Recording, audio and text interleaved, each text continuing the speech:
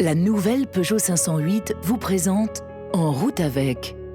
Bienvenue à bord d'une berline radicalement différente. Une berline qui vous emmène sur les chemins de la réussite à la française.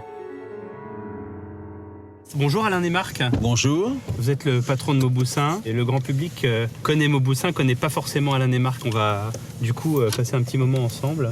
Très volontiers. Allez, en route.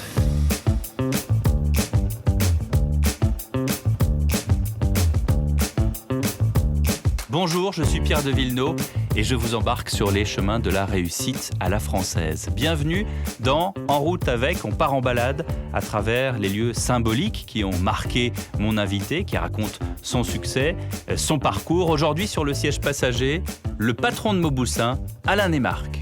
En route avec. Quand il est arrivé à la tête de l'entreprise, au début des années 2000, la célèbre maison de joaillerie vendait 80% de ses bijoux au sultan de Brunei. Lui propose des bijoux accessibles. On se souvient des pubs dans le métro avec la bague à 495 €. Et avec ce nouveau business model, la marque cartonne. Alain Desmarques, l'homme qui a révolutionné Mauboussin. Alain Desmarques, l'entrepreneuriat, ça vous connaît depuis très très longtemps. Il y a eu la mode. 17 ans. Et maintenant, Mauboussin, s'il y a quelque chose qui relie tout ça, c'est l'amour du beau. Ouais. Vous aimez le beau, Alain Desmarques? Ouais, l'amour du beau, et puis également probablement l'amour du rêve. Le fait de dire, d'affirmer et de témoigner que tout le monde a le droit de rêver. Mhm. Pendant très longtemps, on a professé que le luxe, c'était en fait l'inabordable. Plus c'était cher, plus c'était inaccessible, et plus c'était inaccessible, plus c'était luxueux. Il y a des marques qui fonctionnent encore comme ça, hein, qui font un pricing très très élevé, et ça fonctionne. Oui, mais je pense qu'en fait, il y a beaucoup de vertus au partage, il y a beaucoup de vertus au partage du rêve, et indépendamment de ça, le luxe, c'est plutôt pour moi la puissance de la création, l'originalité, la différenciation que permet la beauté, que permet le beau. Je pense que tout le monde a le droit de rêver, que tout le monde a le droit de rêver à la beauté et au beau. Justement, il y a un objet dans la boîte à gants et vous allez ouvrir et vous allez me dire ce que ça vous inspire.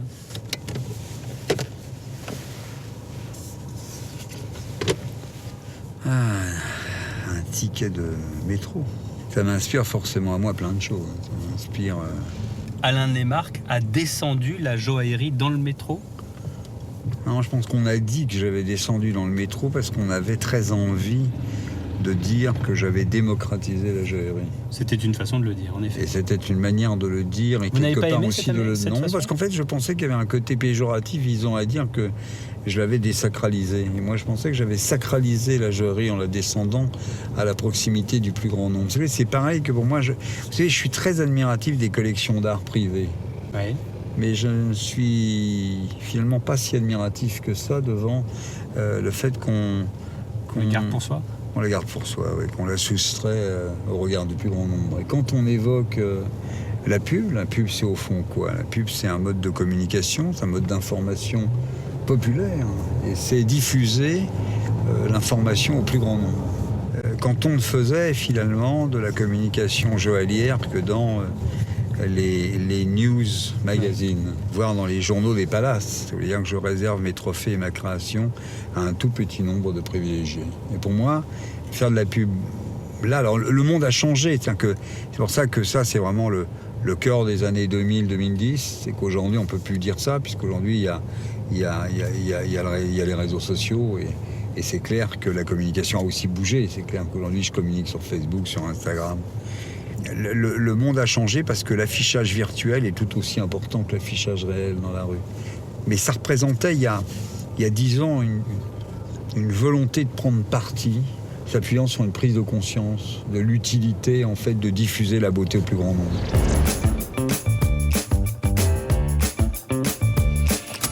Comment est-ce qu'on annonce à Patrick Mauboussin, qui vend des colliers à 30 millions d'euros au sultan de Brunei, que du jour au lendemain, on va vendre des bagues à 700 €? Non, en fait, ça ne se passe pas exactement de cette manière-là. J'ai passé une partie assez importante de mon existence dans le domaine du textile à être, entre guillemets, un néo-architecte. C'est-à-dire qu'en fait, j'ai eu à travailler sur des marques qui étaient pour certaines d'entre elles en situation de précarité au moment où je les ai croisées et où en fait il fallait les réinventer ou réinventer un business model. Et c'était le cas pour Mauboussin. Et c'était le cas partiellement pour Mauboussin à l'époque. Ils étaient en grande difficulté ? Ils étaient en difficulté. La boîte était en 2001 quand je suis arrivé. Elle faisait 12 millions d'euros de chiffre d'affaires et 20 millions d'euros de pertes. Ah oui. Mais en fait, ce qui était vraiment intéressant, c'était tout simplement le fait qu'on était, en tout cas que ma conviction à moi, c'est qu'on était à une espèce de moment d'inflexion. C'est-à-dire qu'en réalité, le métier de la haute joaillerie, c'était précédemment un métier où on fabriquait des trophées, qu'on vendait essentiellement à des hommes riches, parce qu'au fond, ces trophées, ils les offraient à leurs compagnes. Et plus ils étaient en mesure de faire porter des objets prestigieux et chers à leurs compagnes dans les soirées, et plus ils montraient la puissance de leur patrimoine et de leur valeur. Et donc en fait, et moi j'étais complètement convaincu quand je suis arrivé, c'est ce que j'ai vendu à Dominique Frémont, qui était l'actionnaire minoritaire qui devenait majoritaire puisqu'il rachetait les parts de Patrick Mauboussin.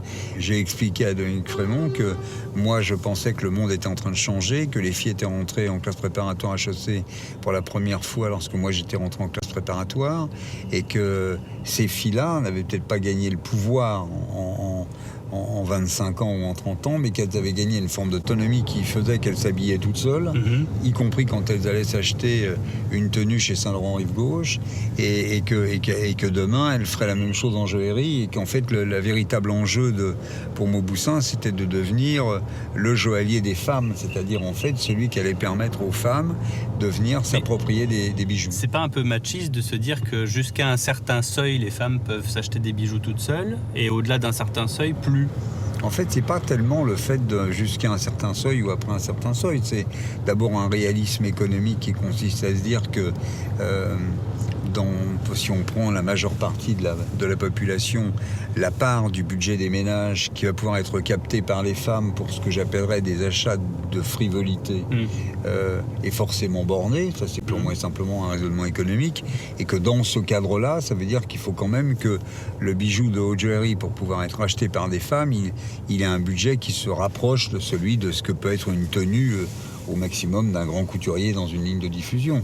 En tout cas, c'est ça la démarche à l'époque de l'année 2000. Alors, cette démarche des années 2001, elle paraît aujourd'hui un peu surannée, parce que concrètement, la société a bougé, on a pris 20 ans. Et 20 ans, ça a été à une vitesse folle. La société a évolué de manière considérable.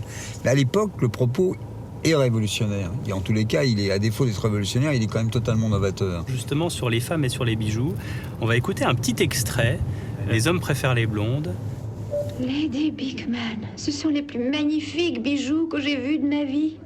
Je suis très fière de mes boucles d'oreilles, appartenant à la famille depuis des siècles. On ne le dirait pas, ça a l'air tout neuf. Oui, ma tiare vous intéressera peut-être. Regarde! Ah, ça alors! As-tu jamais vu quelque chose de pareil? Est-ce que je peux la tenir une minute? Bien sûr. Comment fait-on pour la passer au cou? On ne la passe pas au cou, ça se met sur la tête.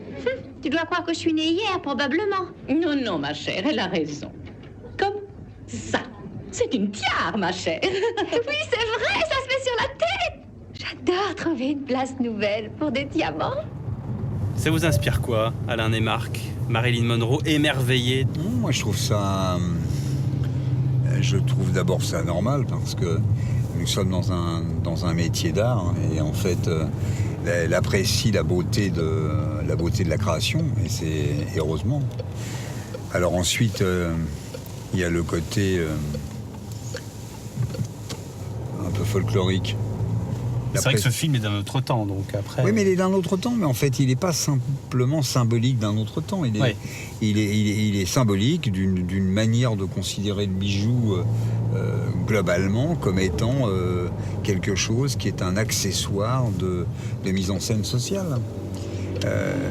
Et quand je parle d'un bijou aujourd'hui plus accessible, un bijou plus accessible, c'est pour la femme, lorsqu'elle l'acquiert, c'est un élément d'identité. C'est un accessoire d'identité, c'est une espèce de seconde peau. Et peut-être aussi d'ailleurs que quand on parlait d'un bijou trophée, c'était aussi un élément d'identité. Simplement, c'est pas la même identité. C'est une identité probablement plus plus sociétal que le fait d'être une identité personnelle. Alors là, on vient d'arriver dans un quartier que vous aimez bien, Alain et Marc. On va stationner devant le Café de Flore. Pourquoi cet endroit-là ? Parce que c'est en fait un endroit mythique pour moi parce qu'il m'a accompagné quasiment toute mon existence. Ah bon, mais comment ça ? Il a été... moi j'avais 15 ans en 68. J'étais un fondu de Jean-Paul Sartre et des existentialistes. Et le Café de Flore était une espèce de temple où des gamins comme moi, même si on n'avait pas beaucoup d'argent, on allait dépenser le plus souvent qu'on pouvait notre argent pour des cafés qu'on prenait à proximité des gens qui représentaient l'intelligence. Ouais. Il y a eu des périodes entières de ma vie, par exemple, où j'avais pas de bureau à Paris et où en fait mon bureau c'était le Flore. Vous travailliez au Flore ? Ouais, je travaillais au Flore et je recevais les gens au Flore parce que j'avais pas de bureau. Ça se fait encore. Hein. Et ça, je pense que ça se fait encore. Mais on va aller au Café Flore, on va rejoindre votre invité, Alain et Marc. Qui est votre invité et pourquoi ?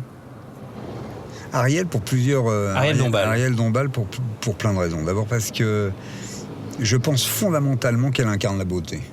Évidemment, une beauté physique, mais elle incarne une formidable beauté du cœur et une formidable beauté de l'esprit. Et c'est plus important pour moi. Et je trouve qu'elle a cette espèce de noblesse de savoir cacher souvent la profondeur de l'être qu'elle est au travers d'un discours qui paraît un peu perché, un peu superficiel, alors qu'elle est le contraire du superficiel. Qu'on conçoive une voiture ou qu'on dirige une entreprise, l'innovation est souvent la clé de la réussite. Pour accompagner les entrepreneurs, Peugeot a créé la nouvelle Peugeot 508, une berline radicalement différente et audacieuse.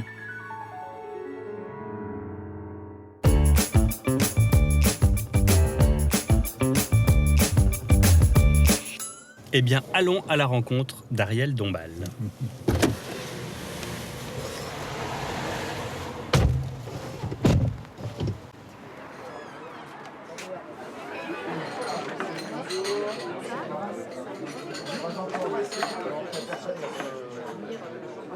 Cher Alain et Marc, nous voilà au Café de Flore. Nous avons rejoint votre invité, Ariel Dombal. Bonjour. Bonjour. Merci d'être avec nous dans Oui. cette balade. Quand on m'a dit c'est Alain, je n'ai pas hésité. Mais Alain n'est pas un grand patron comme les autres. C'est-à-dire ? C'est-à-dire que sa réussite est assez étonnante, parce que admirable, parce qu'il a fait descendre la joaillerie, et donc Dieu sait que c'est important pour les femmes, les joyaux.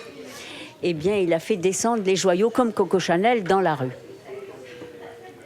Et pour ça, je l'admire beaucoup. Et ça n'avait jamais été fait précédemment, selon vous ? Eh bien, pas comme ça, pas avec cette qualité. C'est-à-dire que c'est l'idée que des femmes qui ont des porte-monnaies plus ou moins modestes peuvent acquérir de la vraie joaillerie. Vous avec emportez, une vraie vous, signature. du Mauboussin, Ariel Dombal ? Oui, j'en porte, bien Ouais. sûr. Qu'est-ce Oui. que vous aimez en particulier ? J'aime les étoiles, parce que c'est mon signe. Et alors, Voilà. Mauboussin, c'est pas seulement de la joaillerie, c'est aussi du parfum. Et je crois que vous avez une histoire un peu commune là-dessus. Voilà, alors ça, pour moi, évidemment, c'est surtout, je dois dire, pourquoi je porte vraiment Alain au nu, c'est parce que quand j'ai voulu faire un parfum que j'ai mis très longtemps à faire, qui est un parfum absolument exquis, avec des fleurs naturelles, un parfum de luxe, vraiment. Que vous avez vous-même imaginé. Voilà, je suis allée à Grasse, j'ai vu tout le système de macération des fleurs, comment se faisait un parfum, quelles étaient les essences, quels étaient le sillage, et c'était un rêve que je portais depuis très très longtemps. Et Alain m'a permis de le réaliser. Donc, Et donc, moi, c'est un parfum qui n'est pas le vôtre sur mesure que vous avez chez vous sur votre coiffeuse. C'est un parfum qu'on peut trouver dans le commerce, c'est ça ? Voilà, on le trouve que chez Mauboussin. On le trouve dans nos magasins. C'est intéressant, ça, Alain et Marc. Comment est-ce qu'on accepte ce genre de challenge ? Par amitié pour Ariel Dombal, il y a quand même du marketing derrière, donc il faut que ça suive. Non, mais c'est pas une question d'amitié, c'est aussi la fascination pour la femme la fascination pour le rêve qu'Ariel véhicule, pour ce que sous-tend également ce parfum, qui est quelque chose de magique, dont elle parlera 10 fois mieux que moi, mais moi, elle m'a totalement convaincu. Moi, vous savez, je suis essentiellement un intuitif, donc le reste... Mais c'est vrai que ce cas de particulier Alain, c'est que c'est un homme qui décide assez seul pour tout. Et parce qu'il est lui-même quelqu'un qui connaît bien l'art, qui connaît la littérature, qui connaît la politique, qui connaît les sociétés, qui connaît l'histoire. C'est quelqu'un de complet, qui connaît aussi l'histoire de la peinture. Et tout ça fait un tout. Et dans ses campagnes publicitaires, dans ses dessins, parce qu'il lui arrive donc de dessiner les bijoux de sa marque, il y a lui. Il y a cette empreinte qui est la sienne.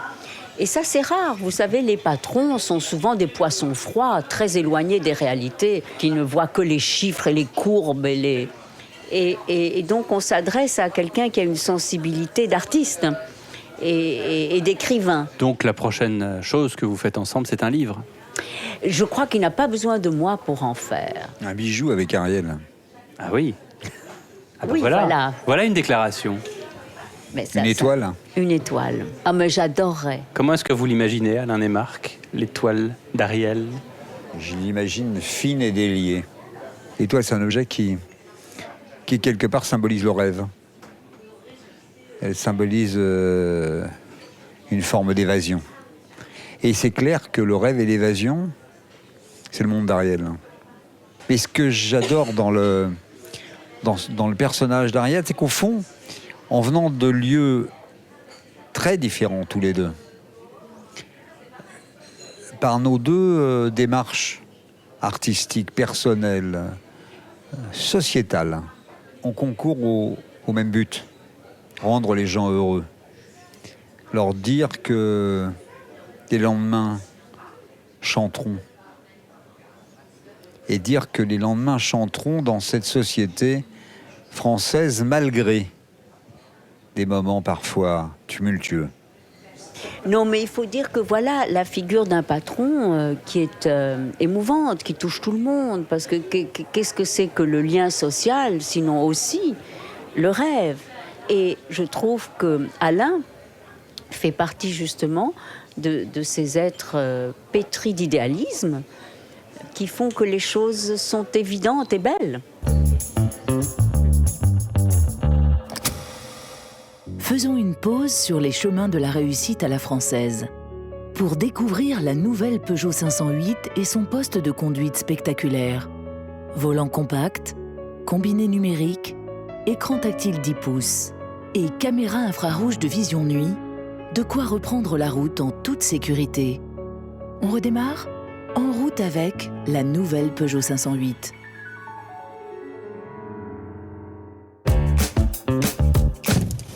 Et nous voilà de retour en voiture, mon cher Alain Neymarck, patron de Mauboussin. On va se balader peut-être dans ce quartier latin que vous aimez tant. Ouais. Où est-ce que vous voulez que j'aille là? On est sur le boulevard Saint-Germain. Allez à gauche. Là, je vais à gauche, je tourne Puis on devant, à droite. devant l'église Et nous de allons arriver Saint-Germain-des-Prés. devant ma place préférée à Paris. Ah, je sais laquelle. Ah oui, la place de Furstenberg.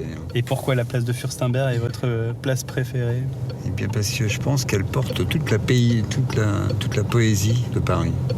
C'est vraiment l'émergence de l'histoire au coin de la rue. Compagnie française des poivres et des épices. Si ça, c'est pas du luxe à la française, non? Ouais, C'est ça, hein, c'est le Made in France. Ça vous interpelle, le Made in France? C'est quelque chose qui est important pour vous? Oui, c'est quelque chose qui est important pour moi. Pourquoi? Parce que je pense que c'est au travers de l'industrie, de la création et de l'artisanat français que le pays conserve son oxygène. Ce qui fait la richesse et la richesse de ce pays, c'est la richesse du travail.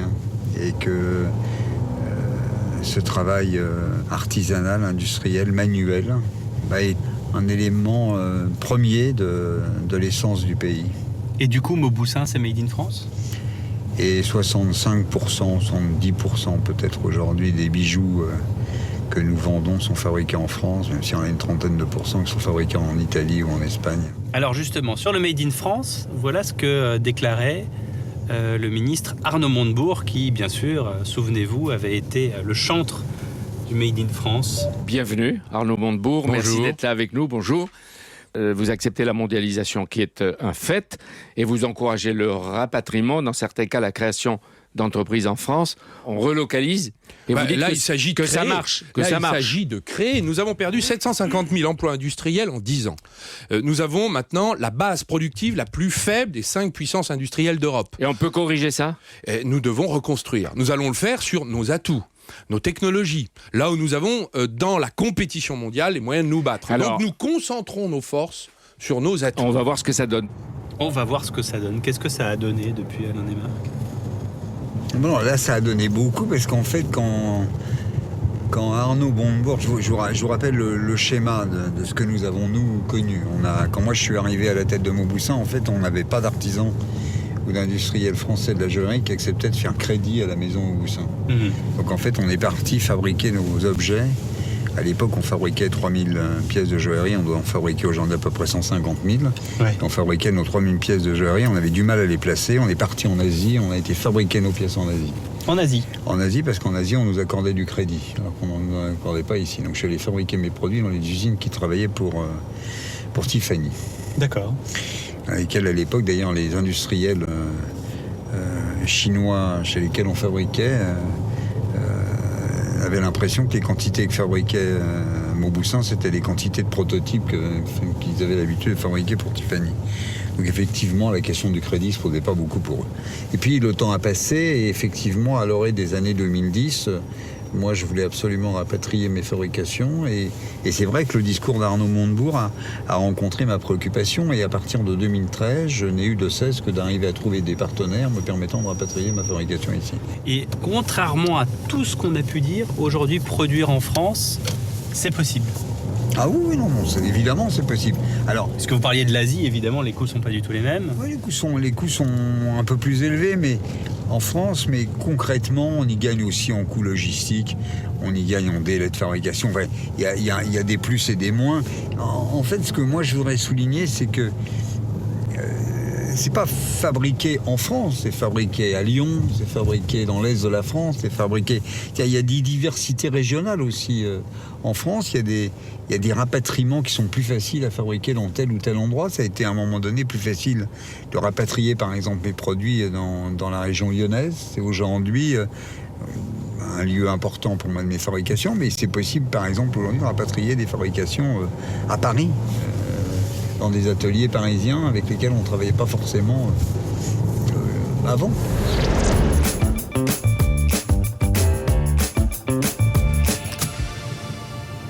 Est-ce que vous avez l'impression d'avoir donné une impulsion ? Aujourd'hui, on voit des tas de jeunes créateurs et surtout des jeunes créatrices qui lancent leur marque de bijoux en France. Est-ce qu'il y a eu une impulsion des marques ? J'espère avoir contribué à un mouvement. Mais au fond, si vous voulez, on a tous un peu cette ambition. Alors est-elle outrecuidante ou pas, d'avoir participé à l'émergence de vocations. Ce qui est remarquable en fait du XXe siècle, c'est d'avoir permis à une génération, grâce à l'école républicaine, de faire son chemin. En fait, mon rêve d'enfant, c'était évidemment d'accéder au monde de ceux qui avaient qui avaient, entre guillemets, des privilèges. Mais voilà, ça a été possible avec du temps, avec des efforts, avec des valeurs, avec des hasards exceptionnels, avec des rencontres incroyables, parce qu'au fond, si j'analyse vraiment toutes ces années, c'est une suite de rencontres qui m'ont permis de franchir chacune des étapes de ma vie. C'est parce que j'ai rencontré au tout début de ma vie professionnelle, en étant sorti de l'école, des profs qui étaient à HEC qui m'ont dit qu'il y avait un concours administratif qui se préparait, que j'ai passé ce concours administratif et que j'ai pu rentrer comme enseignant à HEC. Mais j'en savais rien, je ne savais même pas que ça existait. Mais c'était pas votre truc d'ailleurs, le commerce. Et c'était pas fondamentalement mon truc, parce que mon truc, quand j'avais 15 ans ou 16 ans, c'était la philosophie, le français, le dessin et la politique. Si vous avez un conseil à donner à ces jeunes, vous leur diriez quoi? Non, mais je dirais à tous les jeunes la même chose. Je dirais d'abord, en regardant l'histoire qui a été la mienne, je pense qu'il faut qu'ils se disent que tout est possible et que pour que tout soit possible, il faut d'abord qu'ils n'oublient pas leurs envies et leurs convictions. Il faut qu'ils aillent jusqu'au bout. Au fond, s'ils pensent quelque chose, eh ben, ça a une vraie forme de légitimité et il faut qu'ils s'attachent à le mettre en œuvre. Je crois que l'idée vaut parce qu'on la met en œuvre. Et avoir 20 ans, avoir 30 ans, avoir des idées, avoir des convictions, avoir du talent,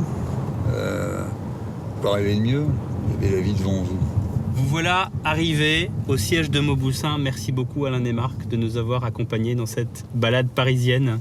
Merci infiniment à vous. Et longue vie à Mauboussin et à vous. Et à nous tous. Au revoir. Au revoir.